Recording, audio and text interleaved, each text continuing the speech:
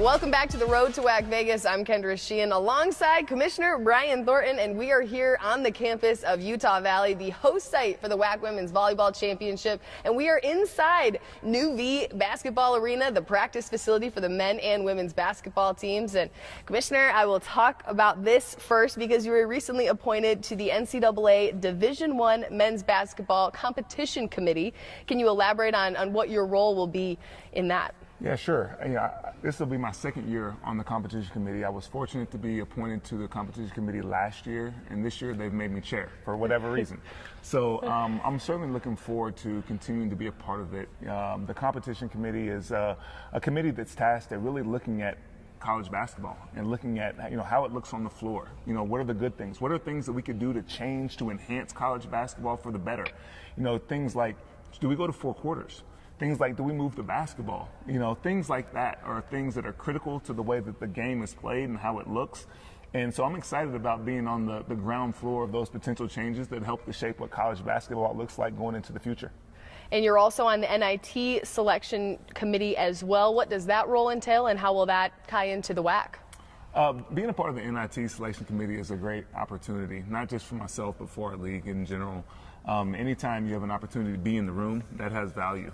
And we talk about postseason opportunities. That's been one thing that has been a huge hallmark of what we're trying to do here at the WAC, is to be successful in postseason. And as you know, the NIT is the secondary tournament that the NCAA owns and operates.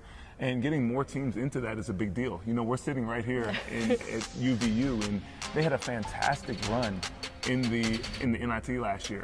Wins at New Mexico and wins at Colorado, and a home game here against Cincinnati that was fantastic, before eventually losing in the semifinals in Las Vegas. But just having an opportunity to represent our league and represent mid-majors and really push for those opportunities for postseason play.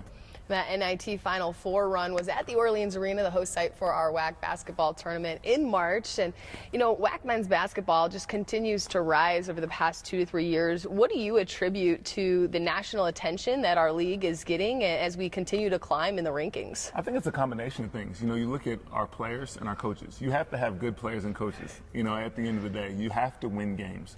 Now, we've done some things strategically through our athletic directors and our board of directors to strategically position our league to be really successful in basketball. We've worked on the way that we schedule. We've worked on the way that we seed our tournament, which I'm sure that we'll talk a little bit about.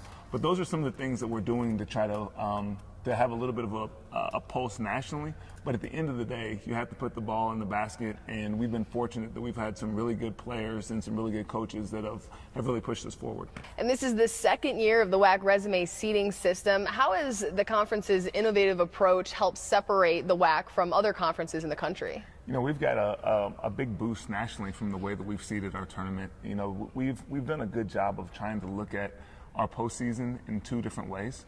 There's the regular season, which we crown a champion for that. There you get a ring, you get a trophy for what you do during the regular season conference, and then we've separated out the championship. And for that, we use the resume seeding system to try to put the team that's had the best overall season in the best position to be our representative. Now, there's obviously still a championship and still a tournament, and that plays its way out. Last year we saw Grand Canyon, who eventually was our representative. They finished 5th in our league. So it still plays its way out, but we just utilize that to position our teams according to the way that the NCAA does it. If you really think about the way the NCAA seeds the NCAA tournament, it's very much the same way. They have the teams that are in there, and then they seed based on what you've done for the entire season, not just what you did for your 18 to 22 games in conference play. Another thing that's new this year is the WAC CUSA Alliance. Walk me through the idea behind that and how it plans to play out this season. Yeah, that was something that we wanted to do in order to continue to give our teams great opportunities in the non-conference. Playing against quality Division I opponents is critical when you're trying to build a resume.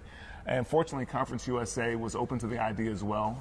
Judy McLeod, their commissioner, is a mentor and a longtime friend. And we kind of collaborated and came together with our basketball administrators to find a way to get 1 home and 1 road game for each of our institutions over the course of the season. What we've done is we've tried to match up kind of good against good. The better teams get games against the better teams, better opponents from the other conference, which helps to build those resumes for quality teams. And the basketball tournament format looks a little bit different this year. Top seeds are protected, earning that bye into the semis. What was the decision-making behind protecting those top seeds and giving them a chance to, best represent our conference in the postseason? Yeah, we've had several different iterations of the way that we've done our conference tournament in recent years, and for the last couple of years, we've tried to go with, the biggest field that we could go with, and kind of all comers. But ultimately, what we did is we reduced our field size to 8, both on the men's and women's side, so that we'll have everything under one roof at the Orleans this year, which will be extremely exciting. But also what that does is, the way that we have it structured and tiered is, those teams that have the better seasons over the course of time, they're going to get more of a break as it comes into the tournament. They're going to have a double bye for the 1 and 2 seeds, a single bye for the 4 and 5 seeds. So we're looking forward to that because it puts those teams in the best position to be successful. Again, it's a tournament, and anything can happen, especially in Vegas. So we're continuing to grow our relationship with ESPN with linear games. What can you tell us about some of the games that we can expect to see on linear TV this year? We're fortunate to have a really good partnership with ESPN. We certainly want to continue to enhance that, but they're the market leader. And, whether it be linear TV on ESPN, ESPN2, or ESPN Plus, we want to get our games on there because it's easy for our fans to get that content. We're fortunate that ESPN has recognized some of our successes in the last couple years, and they've put us in position to have more linear games this year than we've had in who knows how long. And our first linear opportunity, Grand Canyon will be hosting a Final Four representative, San Diego State, in early December.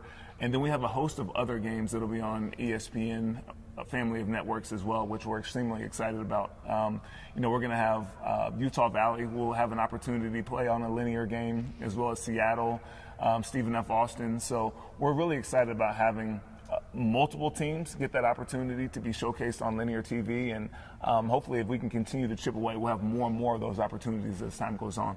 Absolutely. Well, thank you, Commissioner Thornton, for joining us. And conference play gets underway. March will be here before you know it.